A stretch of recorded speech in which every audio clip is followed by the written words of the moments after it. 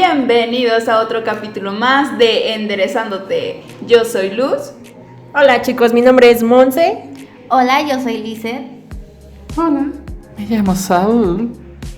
Y hoy estaremos hablando sobre el comercio, que es definido como el intercambio de productos o servicios en un orden de compra y venta, con propósito de lucro. Y aquí inicia el primer tema que presentaremos el día de hoy, el derecho mercantil, creado principalmente para regular el comercio, orígenes de las normas que están sujetas al derecho mercantil, definida como sus fuentes. Los sujetos del derecho mercantil, refiriéndose a todas esas personas que por diversas razones se integran o realizan un acto de comercio. Tipos de sociedades tales como mercantiles, anónimas e irregulares, consideradas como un conjunto de personas que se relacionan entre sí. De igual manera hablaremos sobre los títulos y operaciones de crédito, los cuales son de gran importancia en la economía. Actuando como agentes de comercio, por ende, se prosigue con los contratos mercantiles, el cual es un negocio jurídico. Especialmente para que un contrato sea mercantil debe referirse a actos de comercio. Y para finalizar, se presentan los derechos internacionales, que actúan en el comercio fijando los principios legales. Espero puedan acompañarnos una vez más a su podcast Enderezándote. Comencemos. Sí.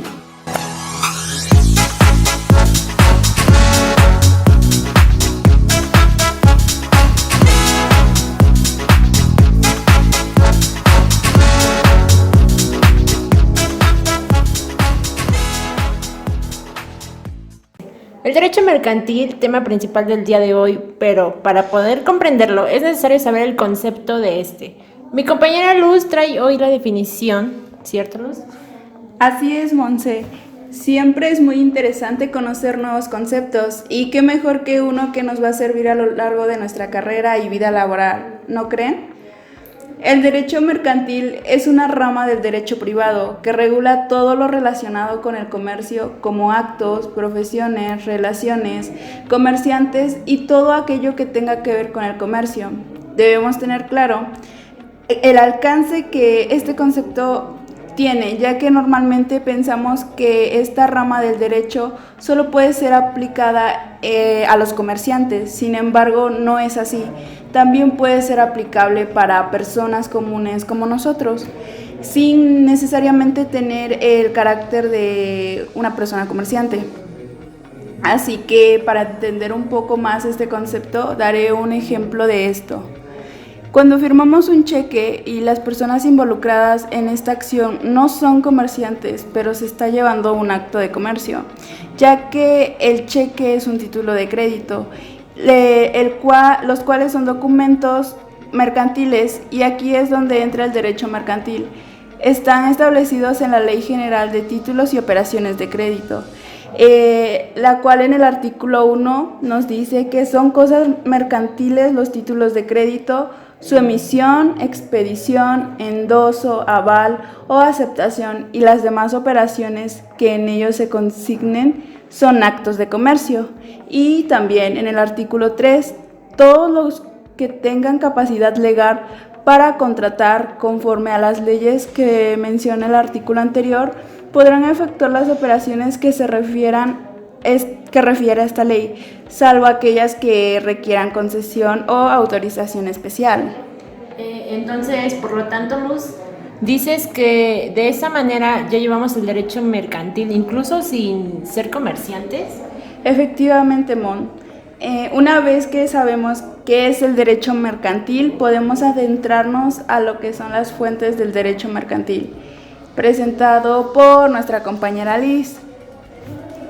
Claro que sí, Luz. Les presentaré cuáles son los principios fundamentales de las fuentes de derecho. Iniciando con este tema, tengo una pregunta. ¿Qué son las fuentes del derecho mercantil? Las fuentes de derecho mercantil se definen como los procesos de creación de normas jurídicas que son de carácter formal.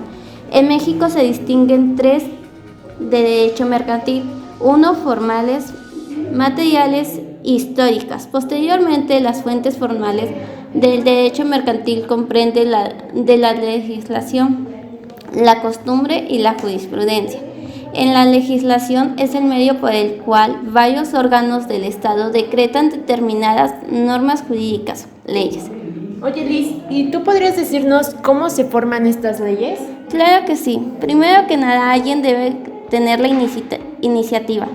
Después se realiza una discusión por donde las cámaras discuten el contenido de la iniciativa, siguiendo la aprobación, continuando con la sanción. El Poder Ejecutivo acepta o no acepta la ley. Luego la publicación se da al conocer la ley en el Diario Oficial de la Federación. Y por último, la iniciación de la ley, cuando ésta ya se implementa.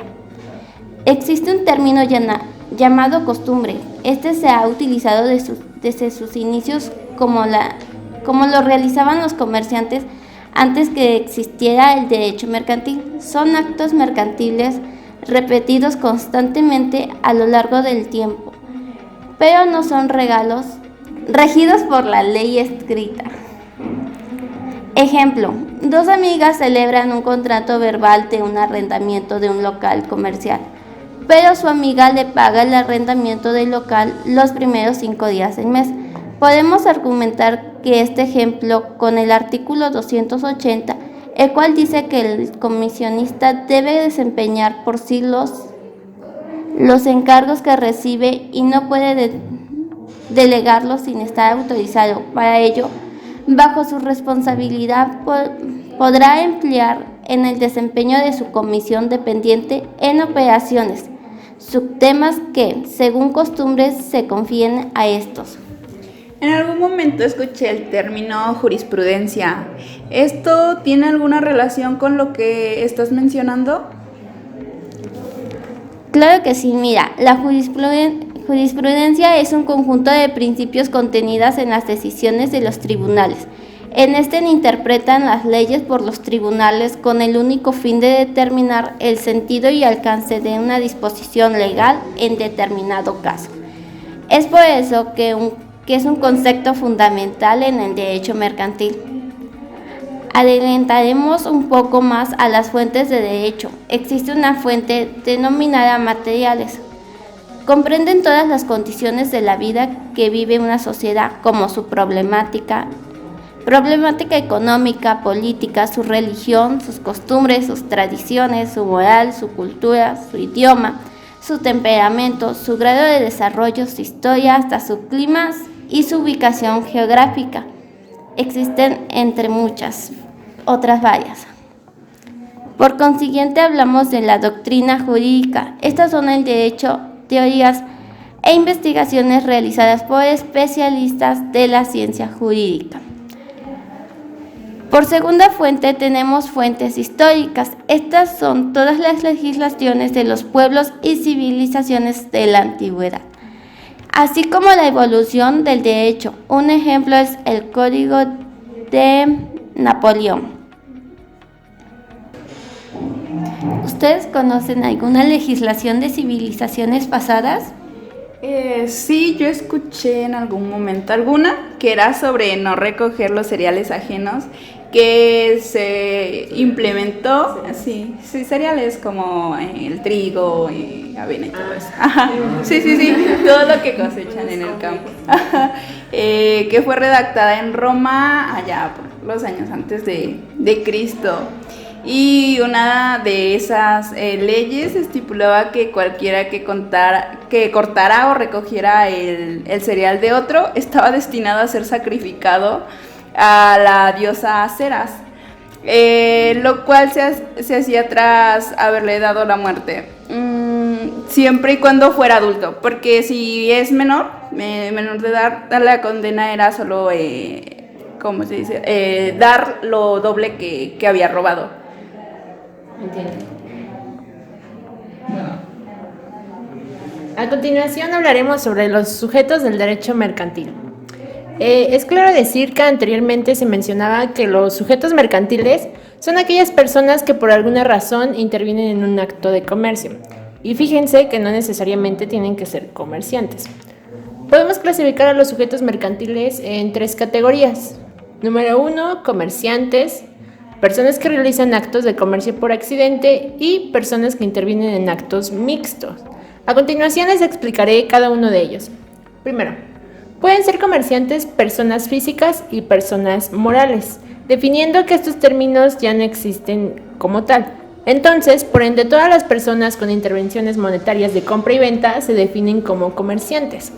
Posteriormente, personas que realizan actos de comercio accidentalmente, de esto se menciona lo siguiente. Las personas que accidentalmente, con o sin establecimiento fijo, hagan alguna operación de comercio, aunque no son en derecho comerciantes, quedan sin embargo sujetas por ella a las leyes mercantiles. Y por último, personas que intervienen en actos mixtos. Monse, ¿y qué son los actos mixtos? Estos son actos jurídicos. Una de las partes actúa dentro del comercio y una segunda parte en un acto civil. Cabe mencionar que estas personas quedan de igual manera sujetas al derecho mercantil y a las leyes de la misma. Espero este tema haya sido comprendido por cada uno de ustedes. A continuación, con ustedes mi compañero Saúl nos presentará el tema de sociedades mercantiles. Hola chicos, ¿cómo están? Espero que estén muy bien y nos volvemos a encontrar. Y ahora, como ya estamos dando tema a esto, como me presentó mi compañera Monse, yo les presentaré sobre las sociedades mercantiles, pero ahora sus clasificaciones. Y para empezar necesitamos saber qué es una sociedad mercantil. Creo que ya lo dijeron, pero pues vamos a remarcarlo de nuevo. Bueno, las sociedades mercantiles son aquellas que tienen como objetivo la realización de actos comerciales o en general una actividad sujeta al derecho mercantil, que ya anteriormente mencionaron mis compañeras.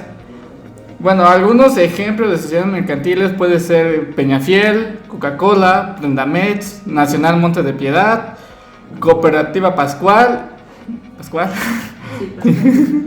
y muchas más. Estas empresas buscan en sí mismo, pero para saber cuál es el objetivo tenemos que saber cuáles son sus clasificaciones de acuerdo a la ley de sociedades mercantiles.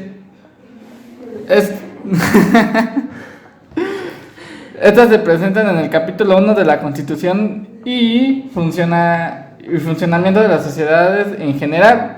El artículo 1 de esta ley reconoce las siguientes especies de sociedades mercantiles: sociedad en nombre colectivo, sociedad en comandita simple, sociedad en respondencia limitada, sociedad anónima, sociedad en comandita por acciones y la última y la muy rara aquí en México, la sociedad cooperativa.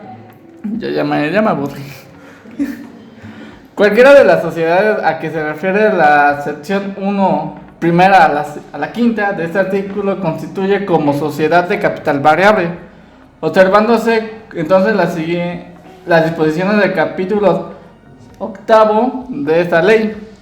¿Sí es 8, verdad? Sí. Ok, gracias. Ya me perdí. Ya conociendo esto, que es algo aburrido, comenzaremos a definir las 6 clasificaciones. Bueno, la primera, porque es por su nombre colectivo, nos dice que es una sociedad en nombre colectivo, es ante todo una razón social. Es un tipo de acuerdo de cómo se maneja el capital mercantil entre los socios de la empresa, específicamente en las sociedades de nombre colectivo, todos los socios. ¿Alguien entendió? Sí. ¿Sí? Sí, Bueno. sí, todos te entendimos. Prosigue. Gracias. Responde a las obligaciones de las empresas de modo subsidiario, limitante y solidario estipulado en la Ley General, Ley de Sociedades Mercantiles, en el capítulo 2, artículo 25. El segundo, el de sociedad de comandita simple. Este tipo de personalidad, es decir, que se puede realizar a uso propio, que se caracteriza por la coexistencia de socios colectivos que responden ilimitadamente de las deudas sociales y participación en la gestión de la sociedad, y socios comanditarios que no participan en la gestión y cuya responsabilidad se limita al capital comprometido en la comandita. El tercero, que es la sociedad de respondencia limitada o sociedad limitada, es un tipo de sociedad mercantil en la cual se responsabiliza está limitada al capital aportado y por lo tanto en este caso de que se contraiga deudas no responden con el patrimonio personal de los socios. Ya. Y bueno, yo ya estoy hablando demasiado. Chicas, ¿alguien más sabe sobre esto? Sí, yo. Yo he escuchado sobre las sociedades anónimas y según yo, son aquellas sociedades mercantiles cuyos titulares lo pueden ser en virtud de una acción en el capital social, a través de títulos o acciones. Las acciones pueden diferenciarse entre sí por su distinto valor nominal o por los diferentes privilegios vinculados a estas, como por ejemplo la obtención de un dividendo mínimo, y los accionistas no responden con su patrimonio personal de las deudas que la sociedad, sino únicamente hasta la cantidad máxima del capital aportado. ¿Alguien más sabe sobre alguna otra? Sí. Yo sé sobre la sociedad en comandita por acciones. Es una sociedad capitalista cuyo capital social está dividido en acciones. Este se formará por las aportaciones de los socios, uno de los cuales al menos se encargará de la administración de la sociedad y responderá personalmente a todas las deudas sociales como socio colectivo, y el último. Sí, como ya dijo mi compañero Saúl, no es tan común, pero sí he escuchado sobre las sociedades cooperativas. Esta es una asociación autónoma de personas unidas voluntariamente para formar una organización democrática, cuya administración y gestión debe llevarse a cabo de la forma que acuerden los socios. Generalmente, en el contexto de la economía de mercado o la economía mixta, aunque las cooperativas se han dado también como parte complementaria de la economía planificada. Y bueno, ya terminamos este tema y pasaremos a un nuevo subtema, el cual es sociedades irregulares. Bueno, yo les voy a hablar sobre las sociedades irregulares, así es, Luz. Estas desarrollan una actividad empresarial donde no se someten a los requisitos formales como son la estructura pública o el registro público del comercio. El artículo 39 de la Ley de Sociedades de Capital indica que una vez verificada la voluntad de un inscriptor, la sociedad, transcurrido un año desde el otorgamiento de la escritura sin que éste se haya solicitado su inscripción, se explicarán normas de la sociedad colectiva o, en su caso, las de la sociedad civil, si la sociedad en formación hubiera iniciado o continuado sus operaciones. En este caso, de posterior inscripción de la sociedad, no será de aplicación lo establecido en el apartado segundo del artículo anterior. Estas no tienen personalidad jurídica propia e independiente de sus socios, donde se rige por las leyes civiles, donde no se aplica la responsabilidad ilimitada. Este apartado se incluye de igual manera las comunidades de bienes y sociedades civiles. Perdón. Liz, ¿podría decirnos cómo están formadas las sociedades civiles? Sí, las sociedades civiles se forman en virtud de un contrato por dos o más personas donde tienen en común dinero, bienes o trabajo. Este es su capital, con el único fin de repartir las ganancias o pérdidas, sea el caso. Se repartirán entre todos los socios de acuerdo con lo que hayan tratado. Y entrando un poco al tema de sociedad anónima, podemos definir que una sociedad anónima es una persona jurídica colectiva que existe bajo una denominación la cual se forma libremente, teniendo como única limitante que no sea igual o similar a la de otra sociedad, obviamente, y en la cual los socios responden de manera limitada por hasta el monto de sus acciones y el deber del pago de la misma. Ahora bien, una sociedad anónima se puede constituir de dos modos. Número 1, de constitución, procedimiento ordinario simultáneo. Deben obtener el permiso de la Secretaría de Economía y en esta deben haber dos socios mínimo. Recibirán un documento constituido y posteriormente se debe inscribir en el Registro Público de Comercio. Verás, En este documento es necesario establecer el mínimo monto capital social. Por consiguiente, el procedimiento por suscripción pública. La ley los llama fundadores. Estos redactan un documento de su proyecto, omitiendo el nombre de los socios, las aportaciones, administraciones y vigilancia. Este documento es depositado en el Registro Público de Comercio. Cada persona que desee estar en la sociedad deberá entregar por escrito y por duplicado su petición. En este indicará la fecha de suscripción, nombre, nacionalidad, domicilio, el número de acciones que pretende adquirir, los términos y forma en la que pagará las acciones. Sí, bueno, y pasando a títulos y operaciones de crédito, vamos a ver cuáles son, qué características tienen los títulos y operaciones de crédito. Entonces, comenzaremos con el concepto. Y los títulos de crédito, de acuerdo con el artículo quinto, son títulos de crédito, los documentos necesarios para ejercitar el derecho literal que en ellos se consigna. Es decir, se trata de documentos que expresan en su contenido un derecho literal autónomo. Esto significa que cada persona que tenga en su poder ese documento tiene un derecho propio sin importar quién lo haya tenido antes. Para llevar a cabo estos derechos solamente se debe poseer este documento. Chicos, ¿nadie de ustedes ha escuchado de las operaciones financieras?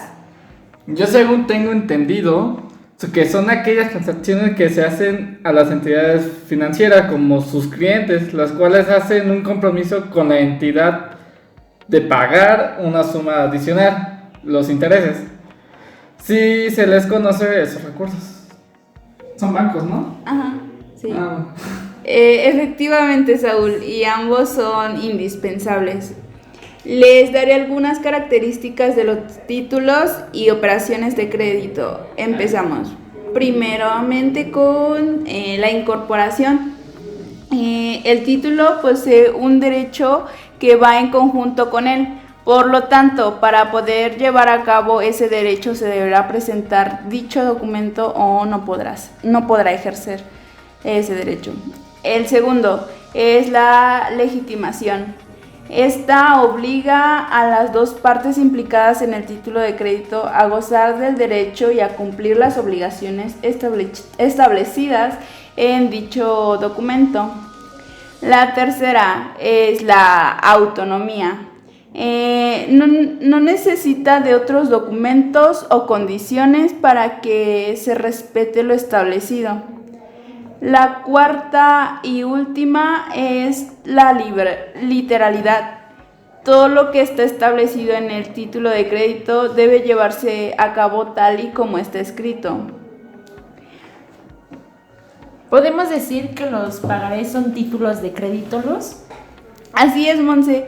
Al igual que letras de cambio, cheques, acciones, obligaciones, certificados de participación, certificados de depósito, bonos de prenda, etc. Y como ejemplo de operaciones de crédito tenemos los contratos regulados por la Ley General de Títulos y Operaciones de Crédito. ¿Y qué pasa si no pago? ¿Cómo? O sea, tengo 5 pagarés, tengo que pagar 5,000 pesos. ¿Qué pasa si no los pago?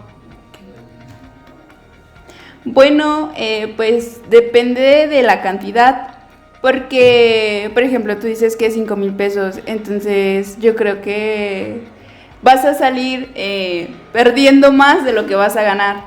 Entonces, sí, depende de la cantidad. ¿Me toca? Totalmente. Bueno, ya resolviendo mi duda, que les debo a Copper. Yo les traigo otro tema que es los contratos mercantiles y operaciones de crédito, que va muy de la mano de lo que acabamos de ver. Bueno, en el video pasado ya hablamos un poco sobre los contratos, pero fue un término en general.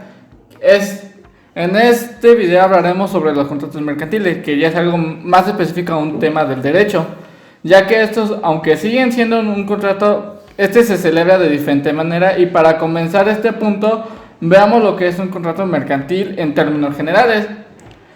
Podemos afirmar que el contrato mercantil es el acuerdo de dos o más voluntarios para crear o transferir derechos y obligaciones de naturaleza mercantil. Ya todos, en este punto del video, creo que ya entendemos más o menos que es mercantil.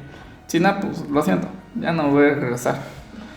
En el cual existe de naturaleza mercantil, en el cual existen en una parte de la presencia de un comerciante, ya que su fin es la industria o el comercio, o por el carácter mercantil del objeto sobre lo que se recae. Es decir, es un negocio jurídico bilateral.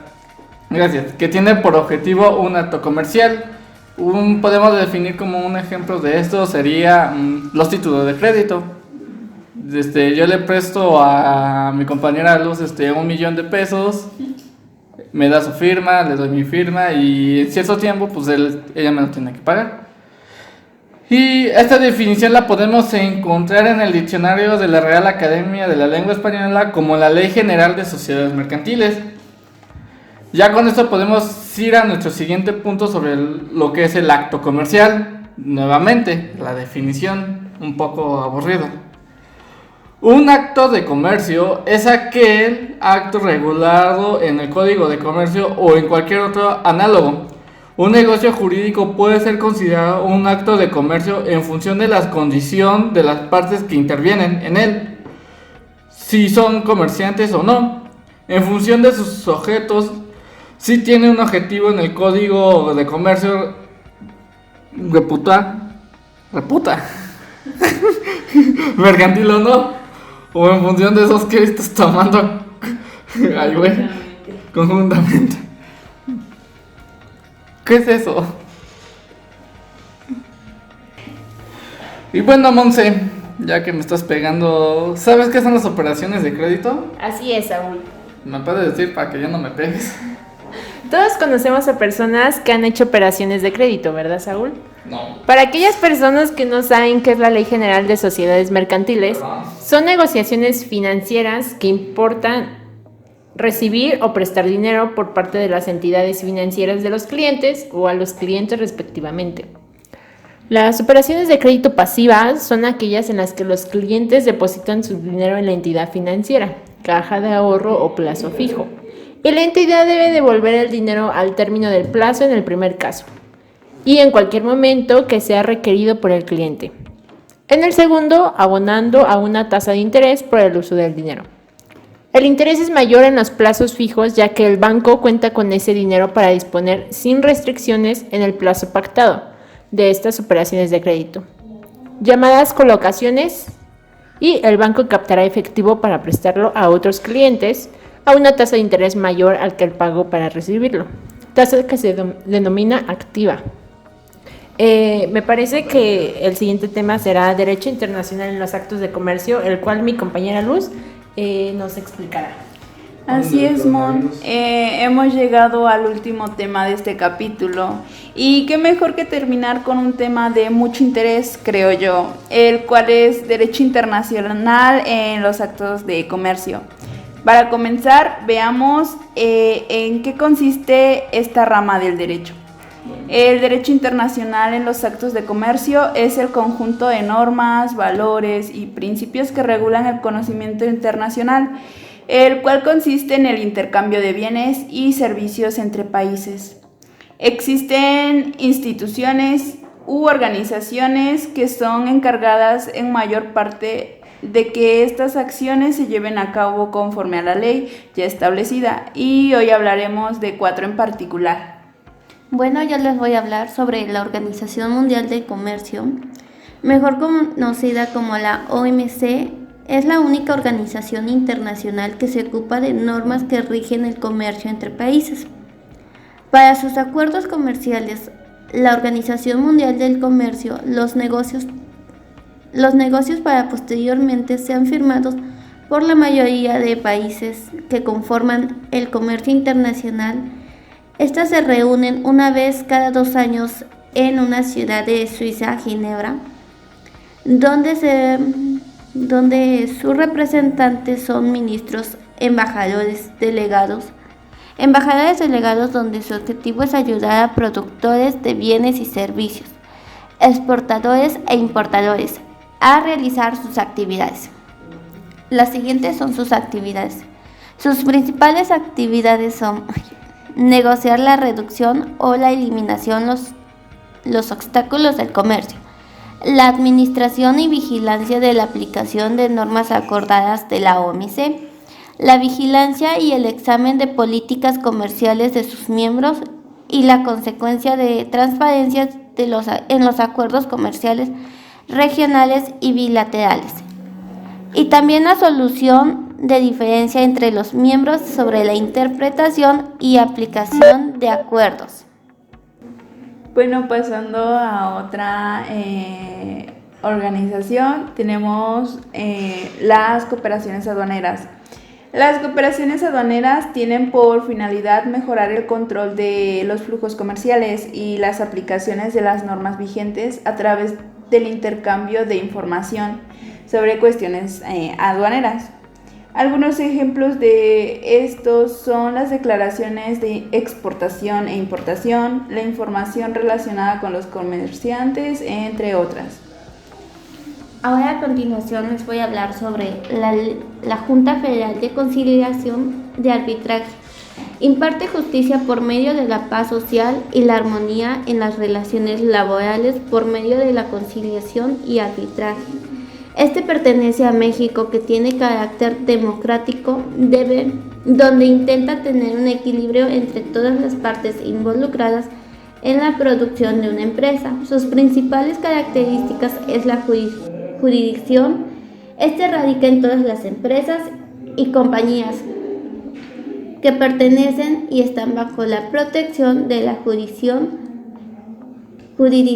Federal del Trabajo. Y por último, pero menos importante, es el Programa Nacional de Franquicias. Este programa da la oportunidad de emprender un negocio con el apoyo y experiencia de una empresa franquiciante, aumentando su posibilidad de éxito y apoyando permanentemente a nuevos puestos de trabajo. Pero no todo es color de rosa, ya que este programa solo beneficia a emprendedores sin experiencia, pero que tengan un capital disponible, que pretendan incursionar como empresarios y tienen la disposición para que una empresa franquiciante los guíe. Y el segundo son los empresarios exitosos, que operan en la actualidad 2 o más establecimientos con buenos resultados, que cuentan al menos con 2 años de antigüedad y en el negocio, que están dispuestos a compartir su fórmula de éxito y buscan crecer su negocio a través del modelo de franquicias.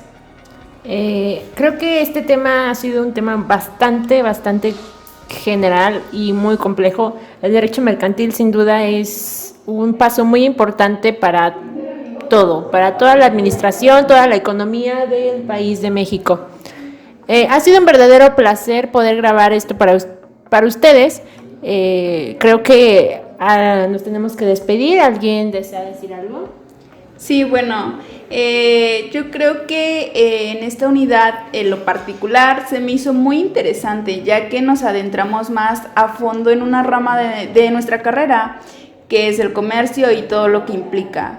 Conocimos lo que es el derecho mercantil, para quién es aplicable, hasta qué límites llegar, los pros y los contras de los títulos de crédito, la clasificación y qué son las sociedades mercantiles, entre muchas características más, las cuales son importantes y las debemos saber para desarrollar en un futuro en nuestra vida laboral. A todo, obviamente, al marco de la ley. Bueno, yo opino que es de gran importancia, ya que es muy útil para el desarrollo económico y las actividades comerciales, donde esta información que obtuvimos no será de gran importancia, ya que si en un futuro quisiéramos conformar alguna sociedad, nosotros ya sabríamos cuál nos conviene o no. De igual manera, de realizar títulos de crédito de una manera correcta y, por último, qué normas debemos seguir si nosotros nos enfocamos en el comercio internacional. Todo lo aprendido en este podcast nos ha creado ideas más competitivas y creo totalmente que serán útiles para la vida laboral que poseeremos más adelante. Me da mucho gusto que cada uno de nosotros haya adquirido un conocimiento claro y preciso. Espero podamos volver a reunirnos para un tercer capítulo, ¿verdad, Saúl? Sí, y ya para terminar, cuídense chicos, los queremos, lávense las manos porque la situación ya está medio fea y no se mueran, los queremos vivos. Adiós. Nos vemos en otro capítulo de su podcast Enderezándote. Que estén muy bien. Adiós.